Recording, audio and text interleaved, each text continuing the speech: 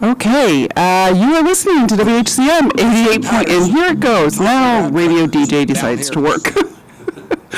We're having some technical difficulties here on the station. Just give us a second. I'm going to start the theme song here.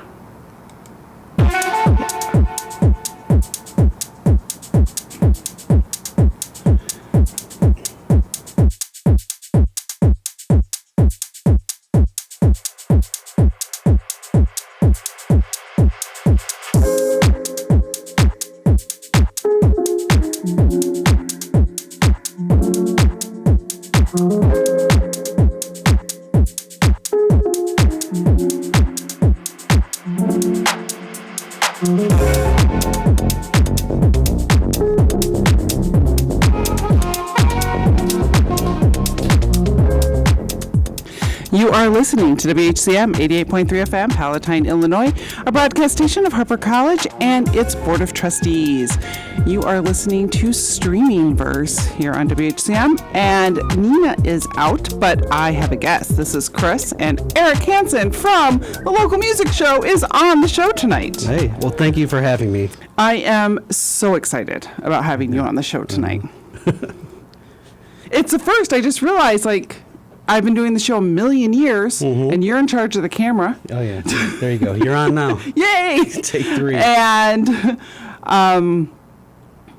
we've never had you on the show. We've had Marie on a couple times. Brian's been on. I try to avoid it. I think. Matt's been on, yeah. Yeah. So I'm glad you were able to make the show tonight. Thank you. When is the local music show on? The local music show, Tuesday nights at 9 p.m., Thursdays at 11 a.m., and then it repeats a couple times on Saturday and Sunday. And this is when we tell you could switch it back and forth to see you, too. We're going to have, the video guy. I have to train him on how to use the switcher over there. Yeah, it's 2 things at once thing I'm not used to. It's a lot. It is definitely a lot. Being on YouTube Live is not for the weak at all. You're listening to Streaming Verse here at 7 p.m. on Thursdays on WHCM. And you can also listen to us on harperradio.com, and if you want to chat with us while we're on the air, you can head over to YouTube Live. You want to look for the Harper Radio channel, and you can chat with us while we're talking about what we've been streaming. So, Erik, what have you been streaming? I've been streaming a few things lately. I took advantage of the Mubi streaming service that had a deal, $1 for 3 months. And what is Mubi? What? Yeah, Mubi is like a really artsy. Okay. One. It's almost more than Criterion. More than Criterion, yes. It's almost too artsy for. I love it. There's a ton of stuff in there I like, but it's not something I've invested in before at $15 a month for what they have. Yeah. But for the $1, I thought I'd try it, and it turns out there's a lot more on there than I thought there were. Am I camera 3? Am I on? So you're camera 1. I'm camera 1. All right, now I'm back on. All right. So I decided to jump on that deal, and it's been great. I've watched a number of films. Maddie Diop, who's a French filmmaker who has roots. Her father was, I can't remember if he's a musician or something in Senegal, so she does some African films. And she did a documentary this year called Dahomey, and it is about the, I don't know the right phrase for it, where you bring the artifacts from your country back to your country from the colonizers. Oh, yeah. Right, so, and on Mubi, there's this movie, the Maddie Diop movie is called Dahomey, and then there's this movie from 1970 called You Hide Me, and it's a short film made by an African filmmaker that's about all these pieces going away. And in the movie, they insist that we should have these back, right? Fast forward 54 years later, and Dahomey is chronicling the first 16 out of thousands of things. Or 26 items came back out of thousands that were taken by the colonizers. Jeez. 54 years later. So it was interesting. Both these are on Mubi. It's MUBI. And it was just kind of fascinating to see this take on it. And side note, to go down another rabbit hole. In 2018, I personally decided to start watching movies that were not made by people like me. Right. Less American movies, less white male movies. And so I started watching more foreign movies, more female filmmakers, things like that. And it's been a great journey to just discover these kind of things and like just see how different cultures tell stories in general, which circles back to Mubi. Has been an interesting ride. Yesterday, I watched a French movie called Yannick. Have you heard of this guy? What is his name? Quentin Dupieux? I can't speak French. I'm from the South Side. It's a curse. Dupieux? Dupieux. Dupieux? I don't know. That sounds right. That sounds close. He had a crossover hit like 15 years ago in the U.S. called Rubber. It was kind of like where this tire was chasing people down. I don't know if you remember. It was like a cult movie. No. But he's had some other movies since then, and he has this movie called Yannick, where it's only an hour long, which is great because we're always so conditioned these 2 hour. Everything's got to be 2 hours or whatever. They're too long now. Sorry. Yeah. And then so in Yannick, it's this guy goes to a play. It starts where you're watching the play, and you know it's a play. It's not like in there like it's faking. You know it's a play. And this guy just gets up and starts talking, and he interrupts the play. And it becomes a bit of a heist movie's not the right word, but he takes over. He gets very angry at these people, and he decides he's going to write a funnier play for them. Oh, jeez. Yeah. So, and that's what the movie's about. Yeah. Or the short. Yeah, and it's this great, like, it's paced so well. It's this tight story, but even the part where he's sitting there typing with one finger on stage on a table, and they pace it really well because there's these interruptions that happen, like every so often, right as you're like, okay, and then there's an interruption, and it's like this funny moment. And Gotcha. He gets to interact with people, and it's like it's a little bit surreal because no one really goes crazy. No one tries to run out of there. There's no cell phones in it, so I'm really getting into watching things without cell phones. Yeah. And that kind of goes with our topic, so I don't want to get into it too much because that's part of the thrillers I've been watching. But I started watching Rubicon, which is a TV show from like 2010. Mm-hmm. There's no cell phones. I mean, they have cell phones and they are utilized, but it's almost like it's before writers went, hey, look, we got this easy way to transition between scenes. Let's use cell phones. They weren't even in 2011, and the iPhone came out in 2006. So phones have been out for a while. Yeah. Obviously not what they are now, but and your kids are probably too young for this, but in like 2005 they were texting away. So culture was already texting and on their phones all the time. Kids were always texting. You had to hit the same key 3 times because they were flip phones and things like that. But it's fun watching Rubicon, which is also a great show, where you don't see a phone coming out every 5 seconds in order to transition a scene. I feel like that's watching another culture at this point because it's like, I want this life again. That's true. It's a funny thing. Like, there's so many great movies. The storylines are ruined by cell phones, or could be ruined now. Like old movies, right? So now you have this cell phone that you couldn't do a story like whatever. I can't even think of something off the top of my head. But so I like the intentional choice by a filmmaker to just not even really bring him into play. I mean, people sitting in a theater, how easy would it be to text the police or whatever, right? Right. Instead, they all sit there for an hour while this guy's writing a new play. Yeah. So that's like you said, the intentionalness of not bringing it in is amazing, and I'm all for that, especially when it cracks me up these days, especially any current TV show or movie, when the phone rings and they pick it up. It's like literally no one does that anymore. The phone ring and everyone's like, I don't want anything to do with that. Keep it away from me. Yep. So it's not even realistic anymore to have that. Yeah, doom scrolling, but not picking it up. Right. But they're still using that a lot of times as transitions, which drives me crazy. It's like, I could do better. Yeah.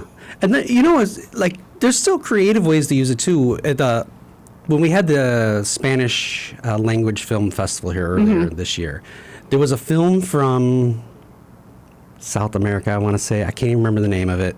And it was a film from South America, and it was about this girl and her dad, he was a scientist, so they had to go to a new location. And she didn't want to leave because she's a teenager, and they used all like her stories and stuff in like Instagram type graphics or whatever she was on to like really tell the story, and they integrated it. It was really clever. Oh, that's it. So that was Right, but that's a clever way of using the medium versus transitioning scenes. Like, it's almost like everyone has forgotten how to transition a scene without it being a cell phone. And I'm not anti-cell phone, period, in anything. It's just when you see one show or one movie where they use it multiple times, it's like, Yeah. come on. And again, no one picks up their phone anymore. I mean, unless it's my kid or I'm waiting for a call, I don't care. Yeah. Like, I think even I got a UPS package today and I knew I'd have to sign for it. And he's like, yeah, you have to sign for this. I'm like, I knew. I was waiting for you. Because normally they just drop it and run. Like, no one even rings the doorbell anymore. That movie is called Alice Jr., by the way, from 2019.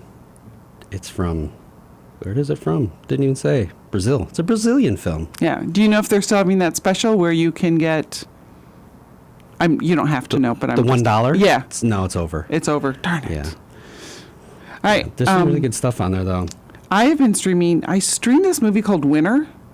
Have you heard of this one? It's on Hulu. No. It's not art, but it's about Reality Winner, who is the one who leaked the NSA. yes. Yeah. Wait, is it the No, it's not drama or the documentary the drama. with the girl from Euphoria? Is she from Euphoria? The blonde. I know she's Sweeney? in the key one. No, not Sweeney. There's another one. How many This are they gonna person make? is in the Lock and Key series on Netflix. Yeah, not the Sweeney one. And it was it's just a new one? yeah, it's new. I think it just came out. Okay.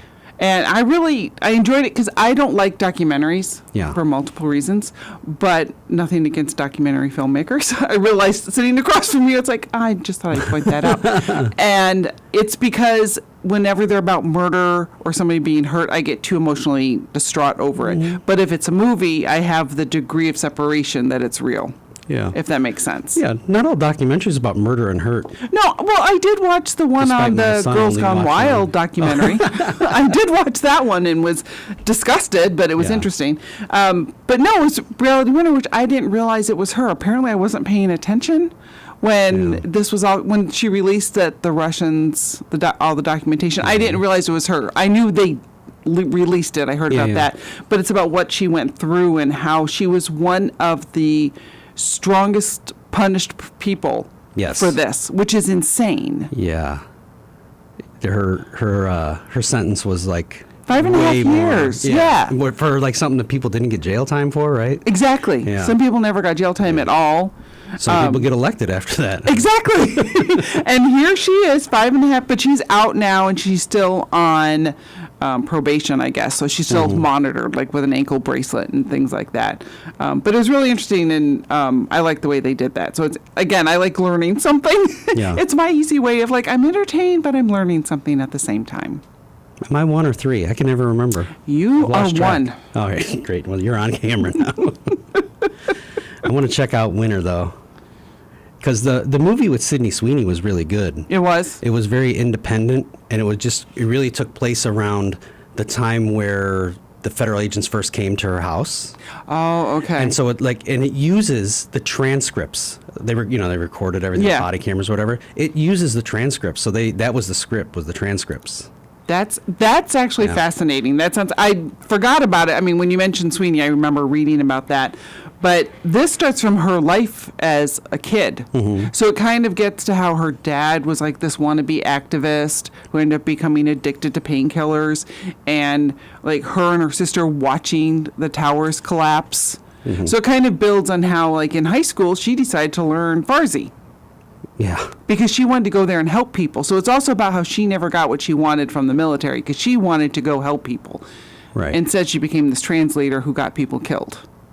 Yeah. Because every time they, oh yeah, it looks like they're going to bomb people, so then they would go kill them. They really also focused on how that messed her up, which it probably messes up a lot of people when your life is focused around other people dying. Like if you do a good job, people will die. Right. Which is sad and scary. All right, we are going to take a quick break. You are listening to... Ooh, what was that? I don't know what that was. I'm not even wearing my snazzy glasses. I don't know what that was. You're listening to WHCM. This is Streaming Verse, and we'll be right back after these messages. Hello, my lovelies. This is Haley for WHCM 88.3 FM, the absolute raunchiest station for Palatine, Illinois. Do you know about the art exhibition space in room C200? Harper College hosts some visiting artist exhibitions, student works, and juried exhibitions in our gallery throughout the year. What about Studio V in J133A? Studio V is a professional, student-run boutique offering a wide array of student-designed works, and it's open Monday through Thursday from 10 a.m. to 4 p.m. Stop by sometime. We always got something fresh.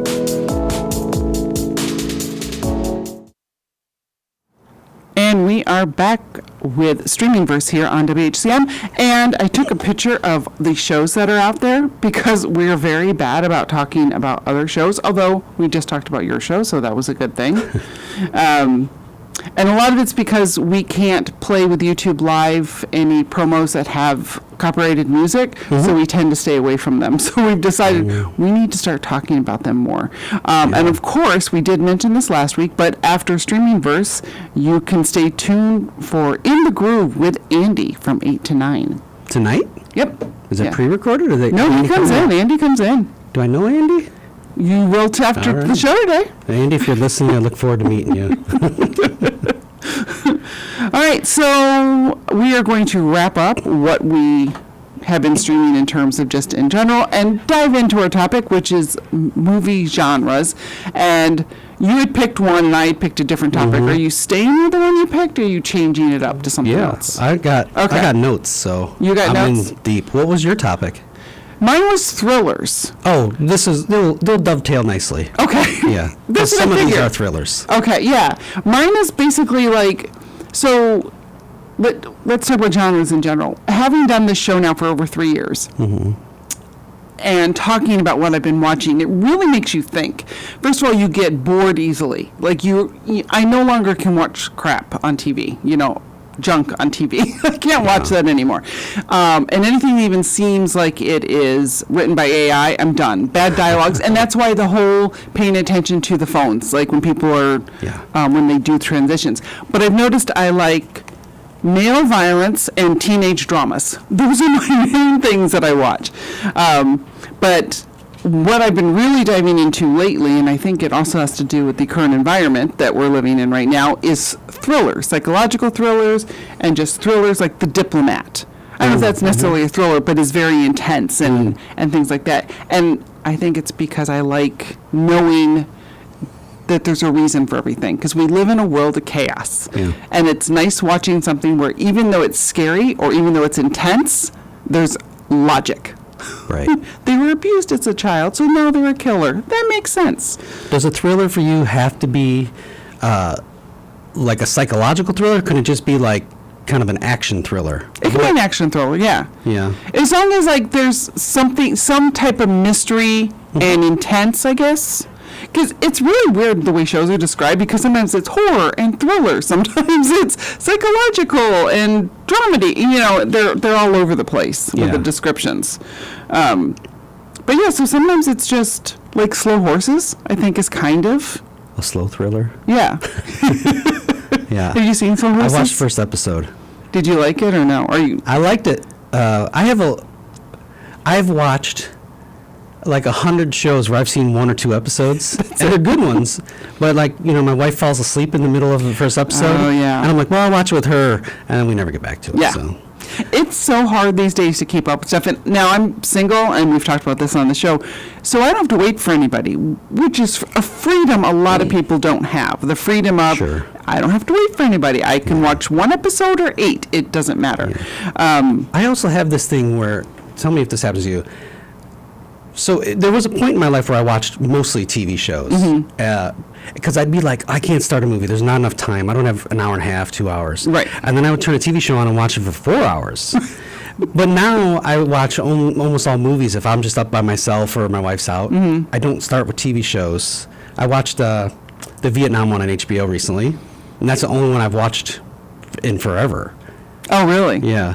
So I usually watch movies. So then there's like that on top of like, well, I should watch this with my wife, and then we haven't gotten back to it or whatever. Time moves on, we forget about it. It's weird and my sister's the same way, because we were talking about this. I have no problem watching a movie in 3 or 4 segments. Ugh. So I never just sit through a whole movie. Well, especially when it's intense. So like Sure. thrillers, I stop it and walk away because I'm like, Yeah. I know something bad's going to happen and I can't handle it. So I have to walk away. And what was it? It might have been the movie we just talked about, Winner, because it's like I knew it was about to go bad and I'm like, I don't know if I'm ready for this right now. Yeah. I only do it with documentaries. For some reason, I Yeah. can compartmentalize it. Once in a while, I'll stop a movie. That's fine, but I tend to only commit when I know I'll be up. However, there are two exceptions that just happened in the last week. For whatever reason, when I go to sleep, I put on the Golden Girls, usually, Okay. right? The other day, I decided to put Okja on, the Bong Joon-ho film. Okay. That's the one about Yes. the giant pig. Yeah. I put it on at 11:30, and I watched it till 1 o'clock. And then 2 nights ago, I put on a 1970s movie called, I lost it, where's my list? Put on The Monkey Hustle. It's got Yaphet Kotto in it and Dolomite, and it's not a blaxploitation film, but it's kind of adjacent. It has some of those Okay. things, but it takes place in Chicago. I like a lot of the actors in it, so I put it on, and it's Chicago, and it's all filmed in Chicago, and it looks great. And next thing I know, it's 1 o'clock, and I finished the movie again. So I've done it twice now, but usually, if I know I'm gonna have to do it short, I'll watch a documentary or something that I know I can stop. Stop it, yeah. I tend to, the only time I put something on to watch is when I really can't sleep. And I've done that. Like, there was a Betty White documentary one time, and I couldn't sleep. I'm like, oh, I can just listen to this. No, I intently watched the whole thing. It was fascinating. So, regarding me stopping watching, and don't judge me too harshly. Already did. I did not like Nosferatu in the theaters. I know Okay. that's not a streaming thing. And I was talking to a friend of mine who I went to go see it with. I'm like, if I would have watched this at home, I would have stopped and never finished it. So I'm glad did you see it? Yeah, Did you like it? I did. Okay. I didn't love it. I'm not like a Nosferatu head out here. I probably picked the 1922 version before I picked the new one. I just thought it was like, do we hate women? Could we not hate women? Yeah. And that's why I just felt like, why do we hate women? But it's like, no, if I would have watched it at home, I would have never finished it. And I do think that's the positive sometimes of seeing in theater, because you've committed. You've left your house and you're Yes. there. Where at home, there's things I've watched and I'm like, oh, I'm really into this. But then, like you're talking about before, I stop for a reason I have to stop, and then I totally forget it exists. Yeah. I'm And not I never picking up finished the phone it. in the theater. So Right. You're committed Yeah. and you're going to watch it. So the things at home, like 127 Days, is that the title of that? Where he has to saw his arm Yeah, off. yeah. I had to stop it. Like, I could, like, it was like, no, I can't. Are you I'm sure you like thrillers? It's because I'm empathic and I tend to relate to that person in that position. So if something's happening to a specific person and you kind of like them, it's very hard for me. Sure. Because I'm like in their head and I'm feeling what they're feeling. It's horrible that I'm like this, but You sound like the perfect candidate for liking documentary films. then I get very sad that they died. Who died? Well, the ones where they die. But some documentaries, it's like, it's because it's, okay, I should say I don't dislike documentaries. I don't watch documentaries where it's like, because someone was killed and they were in a happy marriage and someone got, I don't want to see that. I have no desire. Yeah, I'm But not mind a you, true crime fan either. I did watch the one, and I'm going to say this word wrong, Don't Mess with Cats. It's not called that. Yeah. It's called Don't, Yeah. And I started it, and I was like, what did I just get myself into? Because now I have to finish it. And I did. I finished it, and I thought it was good. But I was like, this is a spoiler, and so they put cats in the microwave. And I was just like, Yeah. I look at my cat, and I'm like, I'm so sorry. I'm watching this. Before, to the people listening at home, it's about like people who defend cats. It's They the get- internet sleuths who actually Yes, get it yeah. taken down. So Yeah. this person It's was not just posting about videos. abusing animals. No, but they were posting these videos on YouTube, and these sleuths, and spoilers, they got him. It was amazing. Like, they kept going and going. So that's why it don't was mess with easier for cats. me to stay with them, because I was on their side. I was like, yeah, this is great. Yeah. My favorite documentaries are about people. It's always like a personal focus one. It doesn't even matter what it's about. Yeah. You know, there was there's a few of them.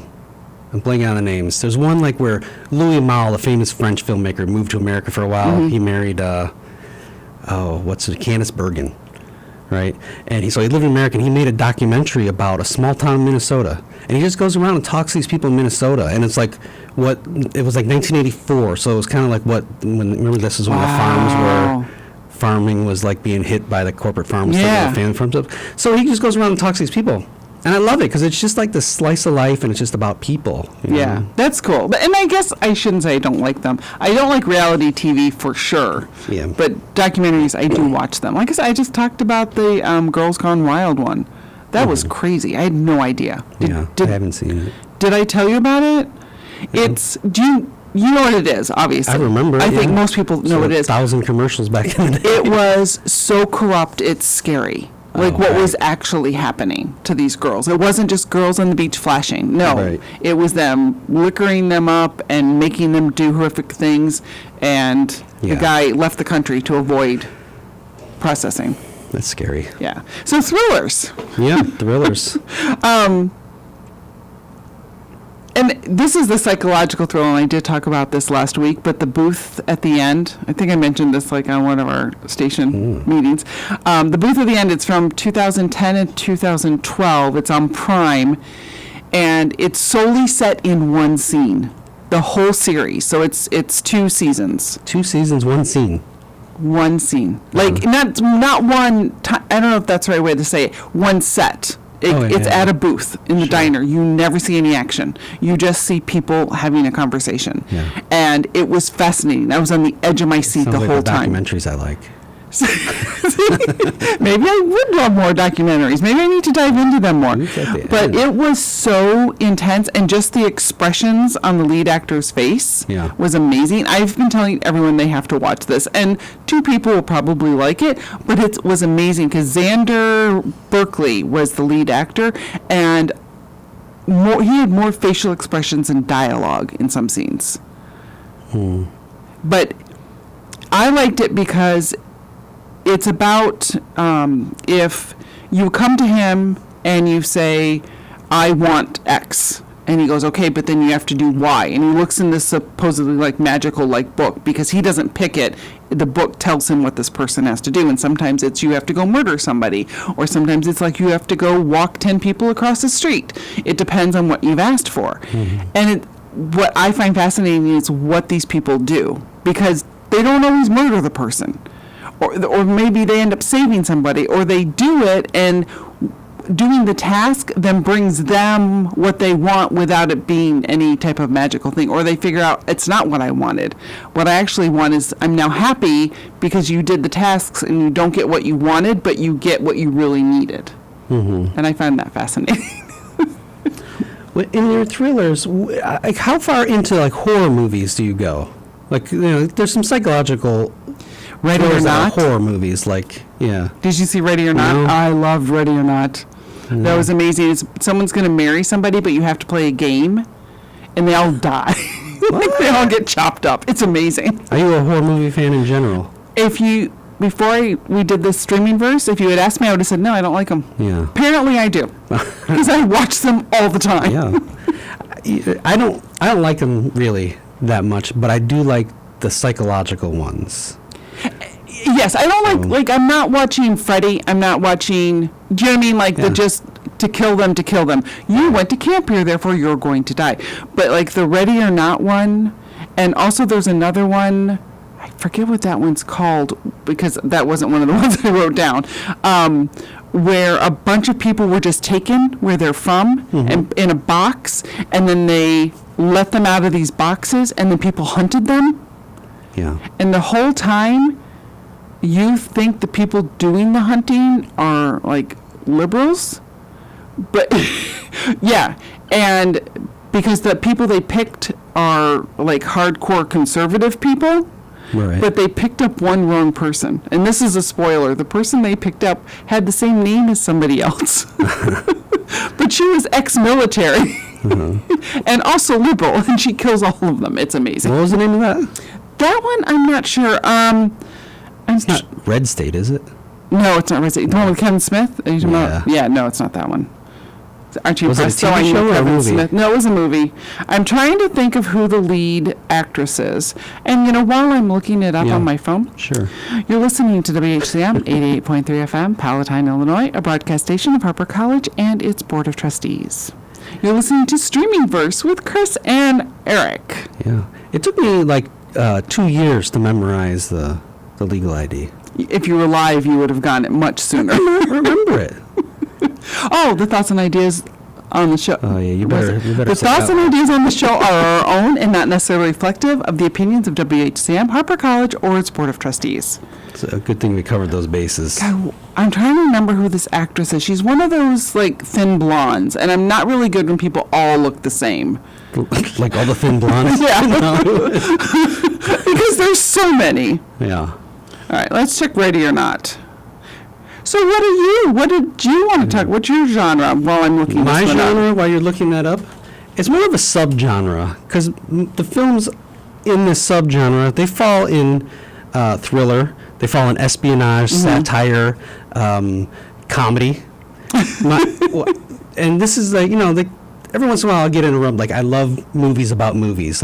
I'll come back on and talk about that Right. someday, right? But the one I like lately are films where Nazis lose.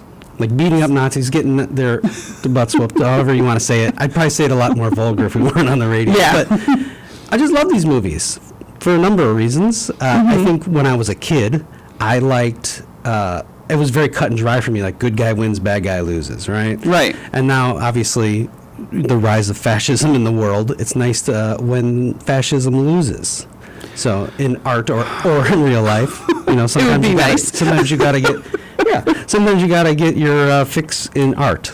So, but for this genre, there's so many different, you can see the Blues Brothers, right? Mm-hmm. And that kind of falls into mocking Nazis, right? yeah, And yeah. so Bugs Bunny did that, Yep. right? Bugs Bunny, Blues Brothers. Wow, it was really all over the place. Yeah. I forgot Yeah. about those examples. Have you ever heard the film To Be or Not to Be? There's a version with Mel Brooks in it, and there's a version from 1940. No. And it is about this Polish acting troupe on the brink of what was I can't remember when the Nazis moved into Poland, right? It's about when that happened, so 38, 39, I can't remember the years, 33, whatever it's supposed to be, right? Yeah. But the whole thing is a bit of a farce where it really makes fun of the Nazis and kind of makes them out to be these dolts, Right. and whatever. And they con them into whatever, and they get out of there and save themselves or whatever. So it's a comedy. Ernst Lubitsch, I can't say his name. He did the original one, and then what's his name? Mel Brooks didn't direct the second one, but he stars in it with his wife at the time. Yeah. And it's really good. It's a comedy. They're both comedies. Yeah. Yeah. So you can do comedies, right? Yeah. But then you can also do action films like Sisu. Have you heard of Sisu? That sounds familiar, but I can't place It's from it. 2022. It is all about this one guy. He lives kind of remote with his dogs or whatever. Mm-hmm. It's a little bit like John Wick where they messed with his dog or whatever. But he's like a one-man killing machine, and he just takes out all these Nazis. Probably what John Wick is based on. I mean, the idea anyway, the concept. Maybe. I don't know how to click this to get into the movie, but yeah, it's from 2022. So he's like a one-man wrecking crew. Mm-hmm. So you have that kind of action, all sorts of Raiders of the Lost Ark, action movie. Nazis lose. Look at you, Not bad. all these Nazis and... Yeah. The most recent one I watched was Casablanca, Yep. and this line really jumped out at me this time. I didn't even remember this. The guy who's trying to get out of the country, right? And he goes to Rick, played by what's his name? What's it? Humphrey Bogart. Humphrey Bogart, yeah. And he goes, Humphrey Bogart's like, oh, you still fighting the fight, huh? And the guy says, yeah, and this time I'm pretty sure we're going to win. And I was like, yeah, all right. I like that. That was good. All right, apparently I don't know. I'm trying to think over here while you're talking. Yeah. I got more to say. Who was in my... I'm going through who else is in this movie because I can't remember the lead actress's name. But then I'm like, who else is in this movie? Someone has a cameo. I don't know who it is now. I can't think of it. And then I'm like, I think it's Hilary Swank who is in the movie I'm talking about. The Hunt. The Hunt. Oh, it's so good. I don't know that one. 12 strangers wake up in a clearing. They don't know where they are, how they got there. They don't know why they've been chosen. They don't know they've been chosen for a very specific person to hunt. So they are all being hunted. Mm-hmm. Movie or TV show? It is a movie, 2020. Oh, I'm looking at the wrong one. And who is the lead blonde actress whose name I didn't know? Betty Gilpin. Yep. Hilary Swank is in it. Yeah. Ethan Suplee. Ike Barinholtz. Yeah. Emma Yeah. Roberts. Wow. There's a lot of yeah. And I think I've actually watched it in the past year. Like I watched it when it came out, and I watched it again because I'm like, it's kind of satisfying. Not all the people being killed, but what the lead actress does at the end, like when she's just like, you got the wrong person. No, we know who you are. We got you. And she's like, no, you don't. No, like I said, when we were talking about these things, like in Rubicon that I've been watching, again, it's a TV series, and I don't know, based on you watching one episode of a series, you might like this. It's almost nice knowing they only did one season, especially when you're looking back. Like I want to watch What We Do in the Shadows, but it's like a million seasons. I don't think I'm ever going to do it. It's too much work, too much commitment. It's a lot to commit to. Yeah, just like now, like The West Wing. If I had never watched it, I'd be like, yeah, no. 26 episodes a season and 7 seasons? Yeah, no, that's not going to happen. But the Rubicon is like that psychological thriller, so it's not horror or anything like that, and it's very slow, which I'm really enjoying. So it's almost artsy to a degree in terms of how they did it. Maybe that's why it was only one season. But it was one of the original ones like on AMC Plus when it first came out.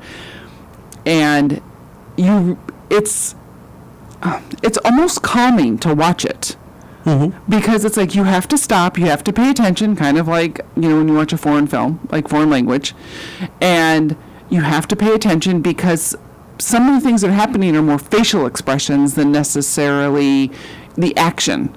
Right. Like I can't stand a lot of action anymore, like when it's all CGI, because I zone out. Like I go see a Marvel film, they start fighting, and I'm like, okay, what time is it? I don't have to pay attention because they're just going to fight, and in 10 minutes I'll know what happened.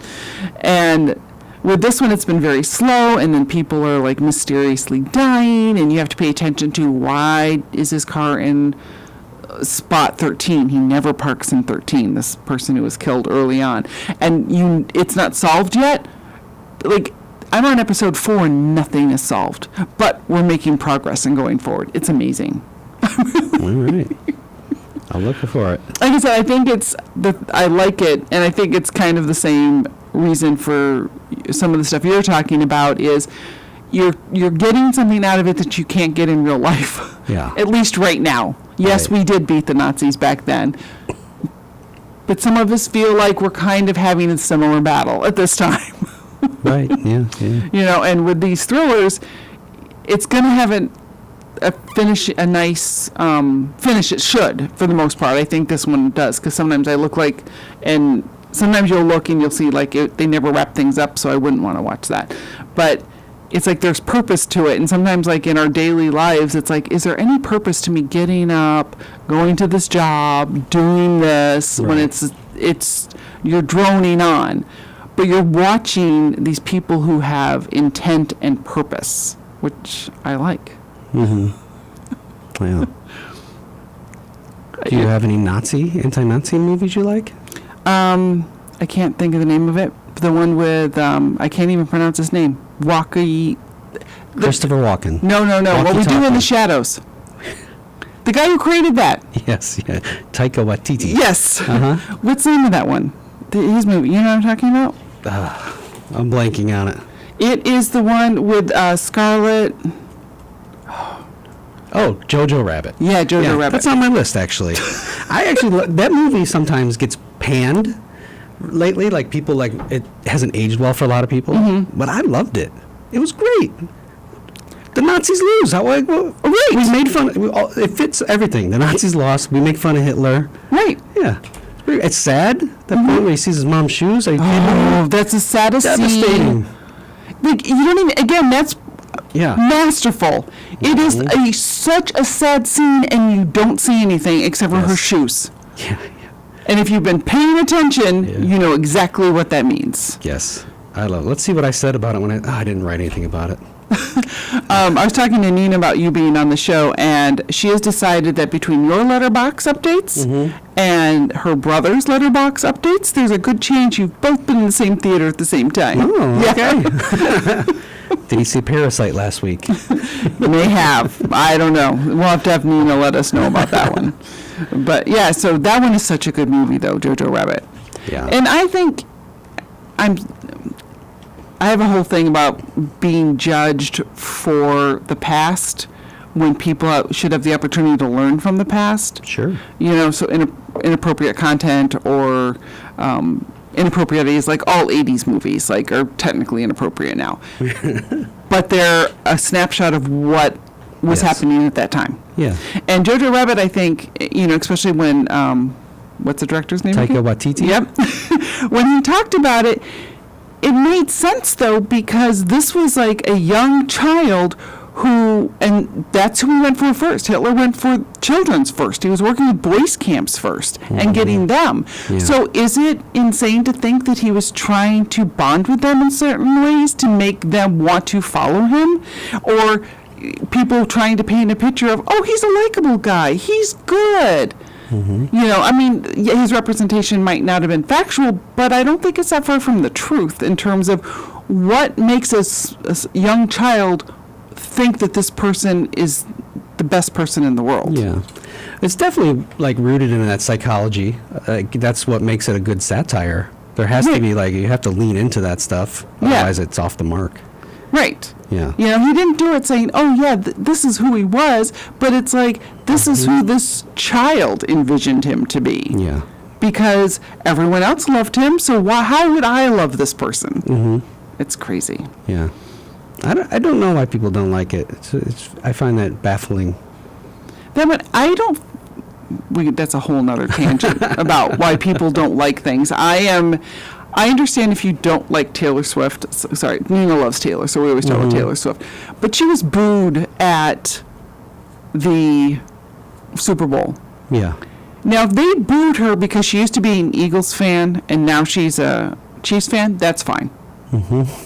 But people dislike her so strongly, basically for being successful. Yeah. It's like, leave her alone. You don't have to like her, but Yeah. why? Yeah. I don't know. That does lead me to not that, but the idea of, you said the snapshot in time or whatever. I do think there's a bit of like, this reminds me of, sorry, let me rewind. Here's the thing. I just heard someone say recently, you know, Germans in 1930s didn't have a cultural reference point when fascism took over. Correct. And fascism, as it's sweeping the world now, the globe, not just here, everywhere, we have this reference point that's not that far away. Like my grandfather's generation, they're the ones that fought it. Yep. You know, and it's just amazing it came back in this lifetime. But the idea that they didn't have a reference point made me think about art. And like making art, like The Great Dictator, Charlie Chaplin, that came out in 1940. And he made that partially to like make fun of Hitler and like to tell people like, this is garbage, like you should love each other, we don't need this hate and division, like look through it, you know. And there's a lot of movies like that. Fritz Lang, do you know Fritz Lang? He did Metropolis. I know Metropolis. So he was a German filmmaker. Okay. He was half Jewish. Hitler wanted him to be his filmmaker, his head of propaganda media guy, right? Yeah. And he was like, we'll come back tomorrow. And he fled the country. He's like, no way. He wasn't selling out. Right. So he leaves, comes to America, makes some movies. And he makes movies like, I don't want to butcher the name, Hangmen Also Die. And there's another one that's about like, Confessions of a Nazi Spy, and that one's like about how people at home can get worked up and all this stuff, sort of like, you know, whatever that version of watching Fox News was or whatever. Thoughts and opinions on my own, not the stations. And but in Hangmen Also Die, it's a true story about the Nazis occupying Czechoslovakia, and there was a famous guy who called the Hangman. He was a Nazi. He was a nasty guy. He was murdered by a surgeon in Czechoslovakia. So the movie's about that. So it's about like the resistance. And I think going back to this point is like, this is a way to, not just to talk to the current atmosphere, but to talk to the future, to like say like, here's what I thought. This is wrong. Don't let it Right. happen again, Don't- or right. whatever. Or, this is how we got here, or whatever the point is. And it's so funny because as you're describing that, I'm thinking of one of my favorite movies that I've actually literally never talked about, The Great Escape, Yeah, yeah. which is, again, about prisoner of wars. And I mean, it's more of lighthearted, but at the same time, the real story is so many of those people died trying to escape. Yeah. And sorry, I have so many thoughts right now. I'm stopping saying them because it's like, and Yeah. we didn't pay attention. That's all Sure. I'm going to say. Right. But kind of like our government, when it was all happening back then, we kind of ignored it. Oh, yeah, that's not really happening over there. Yeah. Maya Angelou always said, believe people when they tell you who they are the first time. Mm-hmm. And then Oprah made it famous again by paraphrasing. Yes. But, I mean, there's something to that. Like, just listen to the people. Actually, just, like, you can get what people think right from them now. They post it. They post it Right? everywhere. And I'm talking about someone specific that we don't need to get into. But you can listen to his own words and know what he is. Right. You don't have to, like, be manipulated by media or social media or whatever it is. Like, just listen. All right, we're going to take a quick break, and then we'll talk about some things we're looking forward to. And Yeah. actually, a funny one that I found I'm that I looking was forward to wondering the end if of you- fascism. Aren't we all? That's Aren't we all? My list right here. Tens of thousands of people attend community college every year. But what do they do after? I'm Brian Shelton. I host Harper Talks, a show where we talk to alumni from Harper College and find out what they did after community college. The show airs every Thursday at 2 p.m., but you can also find and subscribe to the show on all major podcast platforms. Harper Talks is a co-production of the Office of Alumni Relations and Harper Radio. I hope you'll join me for the next exciting episode of Harper Talks. What is dedication? People ask, how your children learn how to ride a bike and you didn't? I just created an environment where they taught themselves, and all I had to do was be there. That's dedication. Visit fatherhood.gov to hear more. Brought to you by the U.S. Department of Health and Human Services and the Ad Council. You are listening to WHCM 88.3 FM, Palatine, Illinois, a broadcast station of Harper College and its Board of Trustees. You are listening to Streaming Verse. I am Chris, and I have my guest Erik on today. Just a little reminder, you can listen to Streaming Verse on Mondays and Thursdays at 7 p.m. And Erik is the host of the local music show. When can people catch that? That's me. The local music show is on Tuesday nights at 9 p.m. and repeats Thursdays at 11 a.m. and a couple times on the weekends. Yes, nice. So we're just going to wrap up the show today by talking about things we're looking forward to. I'm going first because I'm excited about mine. So I'm watching Rubicon, and one of the actors in it was the adult Smalls from The Sandlot. Please tell me you've watched The Sandlot. That was my favorite movie when I Okay. was in college. Are you ready for this? There is a movie that came out in 2022. It's called Killin' Smalls. And it is about, I have to read this, I actually wrote down the description. It is a struggling mob family that schemes to kidnap the actor, Tom Geary, I think that's his last name, how you pronounce it, the actor who played Smalls, which is inspired by a movie called Stealing a Survivor.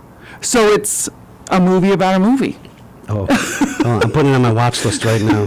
I saw this and I'm like, I have to see. So I just went down that rabbit hole on, IMDb where it's like, oh, the main actor from Rubicon, he was in, and of course I recognized him because I've seen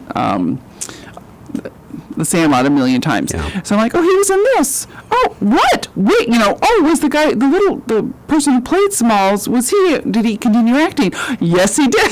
I kept going. So I'm so looking forward to, I don't know where it is, so I'm going to have to figure that out, but I'm looking forward to it. I'm looking forward to the Squints Palledorous Wendy Peppercorn spin-off. That's what I need. I need that follow-up movie. Exactly. What's happening Squints with and them Wendy. now? I was reading, because of course, we didn't have IMDb back then, so I don't know if you do this, but you watch a movie now, sometimes I have to pause the movie and read all the trivia. I'm like, what happened with this?